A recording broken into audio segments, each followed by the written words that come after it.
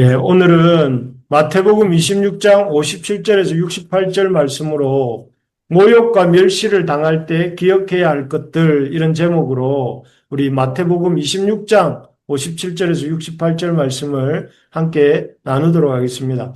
어, 먼저 말씀드린 것처럼 오늘부터 금요일까지는 고난주간입니다. 고난주간.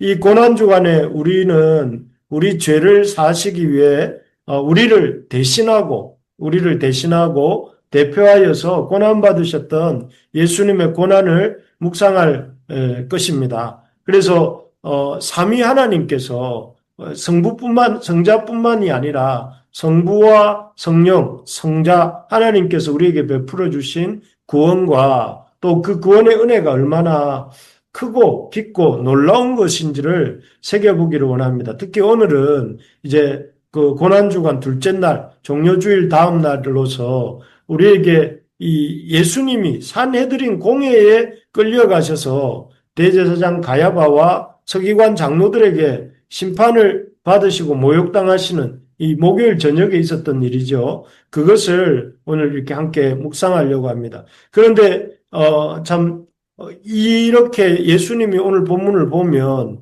죄가 없으시면서 죄가 있으면서 뭐 억울하게 당하고 심판을 받는다면 뭐 그럴 수밖에 없겠지만 죄도 없으시면서 억울하게 심판을 받으시고 또 수치도 당하시고 모욕도 당하시는데 놀랍게도 예수님이 침묵하시는 모습을 볼 수가 있습니다. 그래서 여기 60절, 61절을 보면 거짓 증인이 많이 왔으나 얻지 못하더니 후에 두 사람이 와서 이르되 이 사람의 말이 내가 하나님의 성전을 헐고 사흘 동안에 지을 수 있다 하더라 하니 어떤 거짓 증인들이 예수님에 대해서 이렇게 이 모함하고 있는 내용이죠. 모함하고 있는 내용. 여기에 보면 어떤 거짓 증인들이 하고 있는 말이 뭔가 하면 예수님이 하시지도 않은 말씀을 합니다. 뭐라고 하느냐 하면은 예수님이 3일 만에 예루살렘 성전을 헐고 다시 짓겠다고 말씀하셨다고 거짓 증언을 합니다. 그런데 사실 예수님은 이렇게 성전이 무너질 것이다. 돌 위에 돌 하나도 남기지 않고 무너질 것이다. 이런 경고의 말씀을 하셨지만 그 성전을 허물고 3일 만에 다시 짓겠다. 이런 말씀은 하신 적이 없습니다. 그런데 이 거짓 증인들은 지금 예수님이 하시지도 않은 이 말씀을 이렇게 하면서 그들이 예수님을 고소하고 있습니다. 참 이거는 억울한 재판이죠. 그러니까 예수님이 하시지도 않은 일에 대해서 그 거짓 증인들의 거짓 증언 위에 이렇게 재판이 이루어지고 있기 때문에 참 억울하고 답답한 재판입니다. 게다가 그런 정도의 억울함만이 있는 것이 아니라 67절, 68절에 보면 사람들이 예수님에게 아주 심한 모욕을 가하는 장면이 나옵니다. 예수의 얼굴에 침 뱉으며 주먹으로 치고 어떤 사람은 손바닥으로 때리며 이르되 그리스도야 우리에게 선지자 노릇을 하라. 너를 친 자가 누구냐 하더라. 여기에 보면 예수님이 산헤드린 공회에서 이렇게 신성모독죄라는 판결을 받은 후에 그 사람들이 무지막지하게 방금 읽은 것처럼 침 뱉고 또 주먹으로 치고 손바닥으로 때리면서 그리스도야 우리에게 선지자 노릇하라 하면서 조롱하는 모습입니다. 우리가 예수님 입장이 되어서 한번 생각해 봅시다. 예수님이 입장이 되어서 생각해 보면 너무나 억울하고 자기가 짓지도 않은 죄에 대해서 그리고 아주 평소에 아무 힘도 없이 자기의 도움을 받던 그들이 갑자기 이렇게 갑자기 변하여서 예수님에게 침을 뱉고 주먹으로 치고 손바닥으로 때리고 모욕적인 말을 하는 그런 대우를 받는다 할 때 우리가 예수님의 마음이라면 정말 화가 나고 억울하고 화가 나고 불같이 이렇게 분노해도 될 것 같은 그런 상황입니다. 그렇지 않습니까? 여러분, 억울한 취급받으면 기분이 좋습니까? 누가 내가 하지도 않은 일을 덮어씌우고 내게 그 하지도 않은 일에 기초해서 어떤 판결을 내리고 그것으로 인해서 나를 모욕하고 침뱉고 저주하고 손바닥으로 치고 한다면 아마 그냥 가만히 있을 사람은 없을 것입니다. 그런데 놀랍게도 이런 거짓 증언과 왜곡이 이루어지는 상황 속에서도 예수님이 놀랍게도 대답도 하지 않으십니다. 딱 한마디 대답은 하십니다. 뭐라고 하시느냐면 예수님이 하나님의 아들, 여기 64절에 나오는 것처럼 자기가 그리스도인지 말하라 하고 대제사장이 물었을 때에 예수님께서 인자이심을 드러내시고 그 인자로서 권능의 우편에 앉으시고 또 하늘 구름을 타고 오게 될 것을 이렇게 너희들이 볼 것이다. 이 말씀 한마디 외에는 계속 침묵하십니다. 그래서 우리가 고난주간 첫날 저녁에 예수님의 이러한 침묵을 통해서 우리가 이 땅에서 예수님을 따르는 사람, 제자잖아요. 그 말의 뜻이 예수님을 따르는 사람이란 말의 뜻이 제자인데 제자로 살면서 우리가 이 땅을 살아갈 때에 억울한 일을 당하고 멸시를 당할 때 내가 예수님을 따르기 때문에 억울한 일을 당하고 예수님을 따르기 때문에 멸시를 당할 때에 어떻게 해야 되는지 예수님의 이렇게 이 모습을 보면서 우리 믿는 자가 이 세상에서 모욕과 멸시를 당할 때 어떻게 살아야 될지를 함께 생각해 보려고 합니다. 어떤 자세로 살아야 될까요? 첫째는 무엇보다 우리의 구원을 위해서 불의한 재판장에 서셨던 예수님을 기억해야 된다 하는 것이죠. 오늘 이 본문에서 앞에 말씀드린 것처럼 예수님이 끌려가신 곳은 산헤드린 공회입니다. 산헤드린은 우리나라의 국회와 같은 기능을 하는 이스라엘의 최고 종교 법정입니다. 그래서 이곳에서 이제 재판을 받으시는데 근데 놀랍게도 여기서 받는 재판은 재판이 아니었습니다. 불의한 재판인데 왜 그런가 하면은 여기 59절에 보니까 이미 대제사장들과 온 공회가 판결을 내려놓고 있었습니다. 어떤 판결을 내려놓고 있었느냐 하면은 예수를 죽이기로 그러니까 쉽게 말하면 예수에게 사형을 판결하기로 이렇게 이 결정을 하고 난 뒤에 그냥 예수를 죽이려고 거짓 증거를 만들고 있었다는 것이에요. 그렇기 때문에 이 재판은 어떻게 보면은 무엇이 진실인가를 찾는 재판이 아니라 자신들이 얻고 싶은 답을 얻기 위해서 이렇게 힘을 쏟고 있는 그야말로 앞에 말씀드린 것처럼 불의한 재판장이었습니다. 불의한. 그러니까 보통의 재판장은 의를 찾고 공의를 찾는 그런 재판장인데 이 재판장은 그런 재판장이 아니고 불의한 재판장이었습니다. 그런데 이 불의한 재판장에 예수님이 서서 재판을 받으셨다 하는 것을 우리가 모욕과 멸시를 당할 때 생각해야 된다 하는 것입니다. 이 모습, 불의한 재판을 하려고 이렇게 모여 있는 공회의 대제사장과 종교 지도자들의 모습이야말로 진리이신 예수님을 대적했던 당시 세상의 모습이고 오늘날 예수님을 따르는 제자들인 우리가 살아가고 있는 세상의 모습입니다.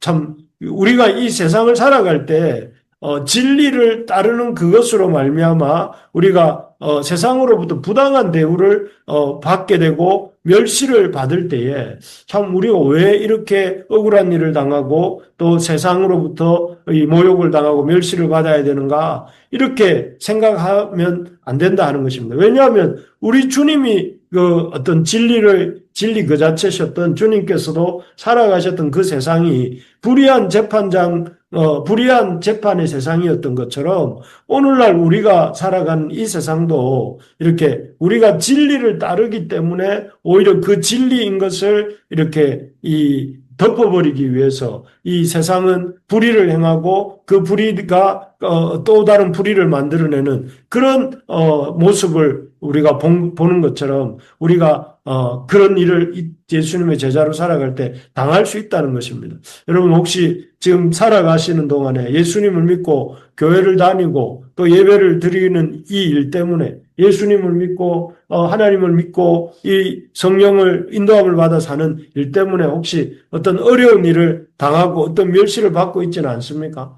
저 사람은 예수를 믿는다고 하는 것 때문에 우리가 예수님을 믿는다는 것 때문에 교회를 다닌다는 것 때문에 예배를 드리고 진실하게 살려고 한다는 것 때문에 어떤 억울함을 당하고 멸시를 당하고 있습니까? 그렇다면 여러분 우리보다 앞서서 죄인들의 구원을 위해서 억울한 재판과 억울한 고난을 당하시고 또 수치와 멸시를 당하신 주님을 생각하시기 바랍니다. 그래서 참 우리가 억울한 일을 당할 때에 너무 억울해, 화가 나 이렇게 말하는 것이 아니라 주님께서도 이 길을 걸어가셨지. 억울하셨지만 우리의 구원을 위해 이 불의한 재판장에 끌려가시는 것을 마다하지 않으시고 그 불의한 재판장에서 이렇게 이 참 침묵하는 것을 마다하지 않으신 그 주님을 우리가 생각함으로 위로를 얻고 내가 처음이 아니고 또 나 홀로 이 길을 가는 것이 아니고 주님도 억울한 이 재판을 당하셨던 것을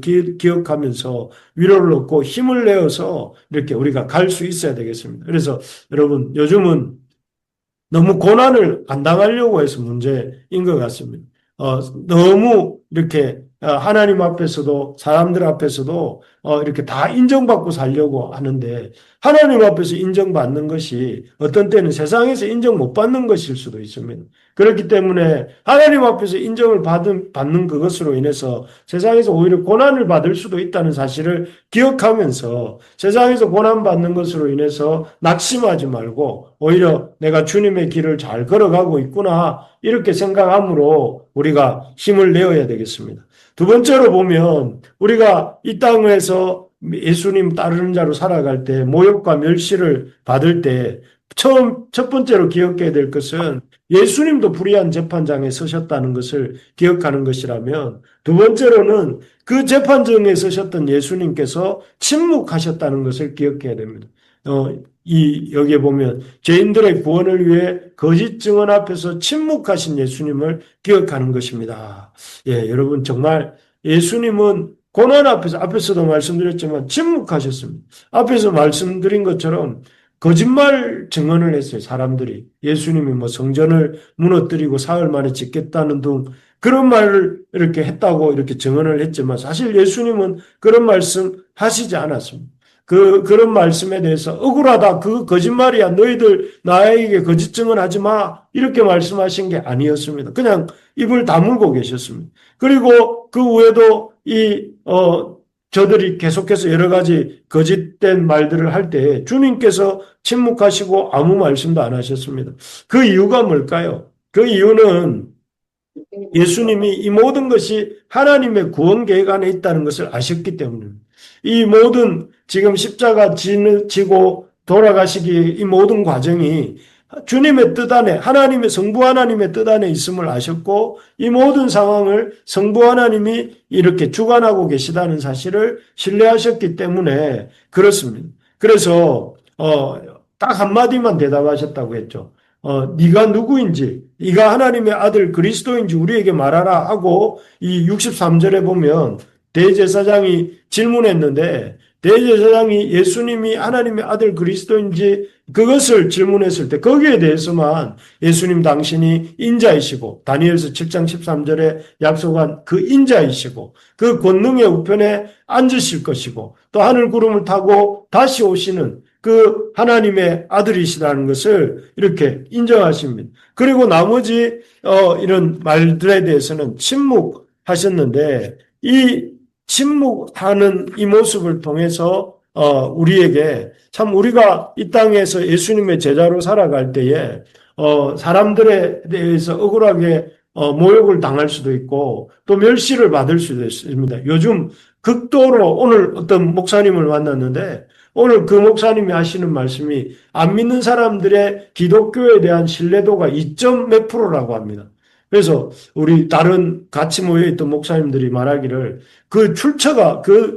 설문 출처가 어딥니까? 이렇게 물을 정도로 이 기독교에 대한 사람들의 신뢰도가 100명 중 98명은 교회가 신뢰할 만하지 못하다. 한 2명 정도만 교회가 신뢰할 만하다. 뭐 이렇게 평가한 것이라고 하는데 참 지금도 제가 이 말을 하면서도 정말 그런가 싶을 정도로 기독교의 신뢰도가 사람들에게 떨어져 있는 게 아닌가 이런 생각이 듭니다.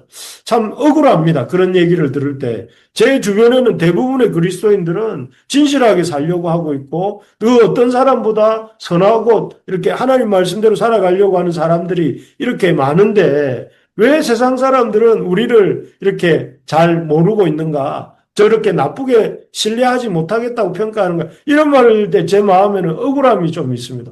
우리는 그렇지 않은데 왜 그렇게 사람들이 우리를 볼까 하는 그런 답답함이 저에게 있습니다. 그리고 예수님도 아마 그런 마음이셨겠죠. 너무 억울하고 답답한. 내가 너희들을 위해서 하는 이 일을 왜 이렇게 몰라주는가 하고 제자들과 무리들 앞에 그렇게 답답함을 이렇게 호소하실 수도 있을 것 같은데 그렇게 하지 않으시고 침묵하시면서 이렇게 묵묵히 당신의 십자가의 길을 걸어가셨죠. 그 이유가 뭘까요? 그 이유는 하나님의 구원 계획을 믿었던 것이죠. 비록 지금 당장은 어두운 밤과 같이 답답한 상황이지만 주님 성부 하나님께서 이 모든 상황을 이렇게 아침에 그 밝음으로 바꾸어 주실 것을 그 주님께서는 믿으셨기 때문에 그 하나님을 굳게 신뢰함으로 침묵하면서 묵묵히 자기 길을 걸어가신 것입니다.